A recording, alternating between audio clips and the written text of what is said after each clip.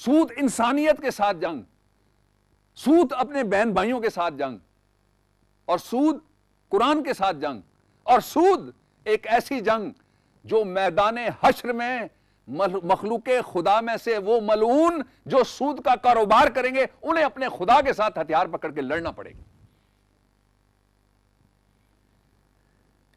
Now I take you to another verse, which is Surah Al-Imran, verse number 130. Surah Al-Imran, verse number 130. اس میں ارشاد ہوا او you who believe eat not riba کہ سود مت کھاؤ اے ایمان والو، سود مت کھاؤ. ڈبلڈ اینڈ ملٹیپلائڈ، اور نہ ہی اس کو تم سمجھو کہ یہ بہت منافع بڑھ رہا ہے اور اس کو ملٹیپلائی کرتے رہو، اس کی کمپاؤنڈنگ کرتے رہو انٹرسٹ کی، کہ یہ بڑا اور پھر میں نے آگے سود چلا دیا، اور جو رقم میں نے لینی تھی 100 روپیہ لینے والے نے لینا تھا اور یہ کہا کہ یہ میں 100 روپیہ ایک سال کے لیے دے رہا ہوں اور اس کے اوپر مہینے کے اتنے لگاؤں گا، لیکن یہ پیسے لینے کے بعد بھی یہ بھی اگلے مہینے میں لگا دیا، اس لیے کہ دینے والا مجبور ہے، اس لیے کہ دینے والا دینے کا پابند ہے، اس لیے کہ معاہدہ ہو گیا، اس لیے کہ وصول کرنے والے کے پاس میکنزم ہے وصولی کا، وہ تگڑا ہے. ارشاد ہوا double and multiplied but fear Allah that you may be successful. یہاں خوف خدا کے ساتھ کامیابی کا ایک راستہ بتایا گیا، اور میں یہ بات بعد میں کہنا چاہتا تھا، میں ابھی کہنے لگا ہوں. آج جن معاشروں میں آپ دیکھتے ہیں کہ بڑی ترقی ہے، وہ دنیا پہ حکمرانی کرتے ہیں، کیا سود کو بے لگام چھوڑا ہوا انہوں نے؟ وہاں کوئی قانون نہیں ہے؟ کیا سود کے ذریعے لوگوں کو لوٹنے کی اجازت ہے؟ خواہ وہ بینک ہوں، خواہ وہ مالیاتی ادارے ہوں، خواہ وہ سود خور تگڑے ہوں، خواہ وہ پرائیویٹ کمپنیاں ہوں، خواہ وہ کوئی اور ہو،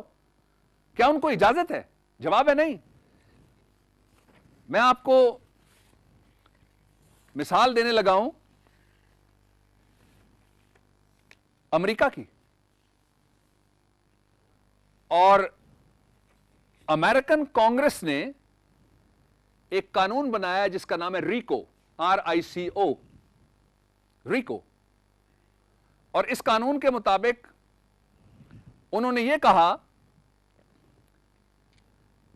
کہ میکسیمم لیگل انٹرسٹ انہوں نے طے کر دیا اور لفظ سود استعمال کیا. انہوں نے کہا یہ تو منافع ہوگا انٹرسٹ کی صورت میں،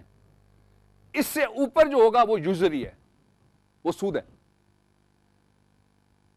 اس لیے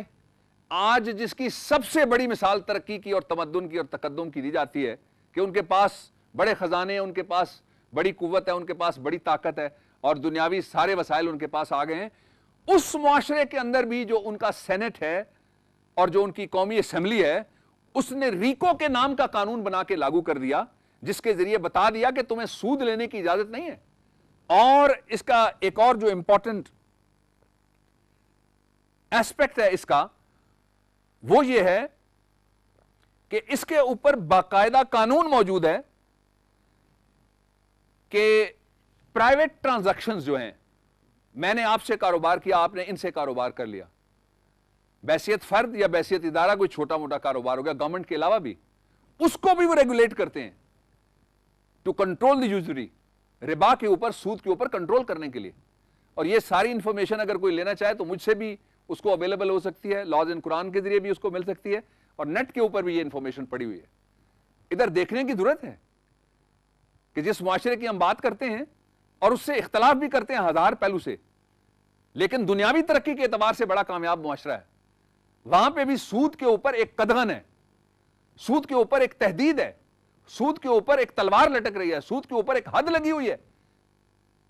اب میں آپ کو واپس لے کے چلتا ہوں خواتین و حضرات، سورہ روم ورس نمبر 39، سورہ روم ورس نمبر 39. میں اس میں سے آپ کے سامنے کچھ چیزیں رکھنا چاہتا ہوں. اس میں ارشاد ہوا and that which you given usury for increase through the property of other people will have no increase with Allah, but that which you give in zakat seeking Allah's countenance, then those they shall have manifold increase. سورہ روم verse number 39. Properties کے اوپر بھی لوگ سود کا کاروبار کرتے ہیں. جائیداد دے دی, رجسٹری دے دی, انتقال دے دیا, جائیداد کے ثبوت دے دیے, اس کے بدلے سود لے لیا, اور سود لینے والا جائیداد کے اوپر سام بن کے بیٹھ جاتا ہے اور پھر وہ سود کھاتا رہتا ہے. اس کا تعلق, اس سورہ کی اس ورس کا تعلق اس صورتحال کے ساتھ ہے. یہ سارے وہ قوانین ہیں, آپ دیکھ لیجئے جس طرح دنیا داری کے سارے معاملات کے اوپر آج قوانین بن رہے ہیں. جس طرح ریکو کی میں نے مثال دے دی, یہ ریکو تو بنا تقریباً میرے خیال میں 36 یا 37 سال پہلے, لیکن حضور اکرم صلی اللہ علیہ وآلہ وسلم کے ذریعے سے قرآن حکیم میں آنے والا یہ ریکو اور اس سے اگلا بڑھ کر قانون آج سے 1400 سال پہلے انسانیت کی فلاح و بہبود کے لیے آیا. آج اگر کوئی قوم ترقی کرنا چاہتی ہے تو اس کو پھر ادھر لوٹ کے قرآن کی طرف رجوع کرنا پڑے گا, قرآن میں سے قانون نکالنا پڑے گا, قانون کو پارلیمنٹ میں لے جانا پڑے گا, پارلیمنٹ سے قانون بنانا پڑے گا, بنا کے پھر اس کو لاگو کرنا پڑے گا. یا میں دکھے دل کے ساتھ ایک بات آپ سے شیئر کرنا چاہتا ہوں, اور وہ بات یہ ہے کہ حضور اکرم صلی اللہ علیہ وآلہ وسلم سرمایہ داری کے خلاف جو ارشادات آپ کے ہیں, دنیا کے کسی انقلابی لیڈر نے ایسی گفتگو سرمایہ داری کے خلاف اور کیپٹلزم کے خلاف نہیں کی جو حضور اکرم صلی اللہ علیہ وسلم نے کی. اور قرآن حکیم جتنی بغاوت کیپٹلزم کے خلاف اور سرمایہ داری کے خلاف سکھاتا ہے, دنیا کی کوئی دوسری کتاب, آسمانی کتابوں میں تمہیں حوالے دے چکا ہوں آپ کے سامنے, دنیا کی کوئی دنیاوی ڈاکٹرائن آپ کو سرمایہ داری کو ایک لعنت بنا کے اس طریقے سے اس کی مخالفت پہ آمادہ نہیں کرتی جس طرح سے قرآن حکیم کرتا ہے. میں دکھی دل کے ساتھ یہ کہہ رہا ہوں کہ ہم اس طرف دیکھیں اور اس کا یہ پہلو اجاگر کریں, اپنے زیر دست نچلے طبقات کو حوصلہ دیں کہ آپ کے پاس ایک ایسا فارمولہ ہے جو دنیا کے پاس, باقی کے پاس نہیں ہے, آپ کی دسترس میں ہے, اس کو کھولیے, پڑھیے, ہے ساری دنیا کے لیے, صرف آپ کے لیے نہیں ہے. آپ نہیں پڑھیں گے, کوئی اور پڑھ کے ریکو بنا لے گا, ہم اور آپ بیٹھے دیکھتے رہ جائیں گے. اور ارشاد ہوا, and that which you give in usury for increase through the property of other people, کہ کبھی کبھی لوگ ایسا کرتے ہیں کہ لوگوں کی جائیداد لے کے, ان کے کاغذات لے کے کہتے ہیں جناب یہ ہم نے پلج کرا دیا, یہ ہم نے گروی رکھوا دیا, یہ ہم نے سود میں دے دیا, اس کے اوپر منافع شروع ہو جائے گا. will have no increase with Allah. اللہ رب العزت کے قانون میں اس طریقے سے اضافہ بالکل بھی نہیں ہو سکتا. بے شمار لوگ آپ دیکھتے ہیں کہ کوئی انٹرنیٹ کے فراڈ کے اوپر, کوئی ایس ایم ایس کے فراڈ کے اوپر, کوئی کسی لوٹری کے فراڈ کے اوپر, کوئی کسی پورٹریکو کے اندر ایک کمپنی ہے وہ آپ کو فلانی جگہ لے جائے گی, اس فراڈ کے اوپر اپنی ساری کمائی لٹا بیٹھتے ہیں. مقصد کیا ہوتا ہے؟ فینومینل انکریز, کہ فوری طور پہ ایک رقم کا ڈھیر چھپر پھٹے اور گرنا شروع ہو جائے اور میں امیر ہو جاؤں راتوں رات. مقصد یہی ہوتا ہے. اگر کوئی کام کرتا رہے, اگر کوئی لگا رہے, محنت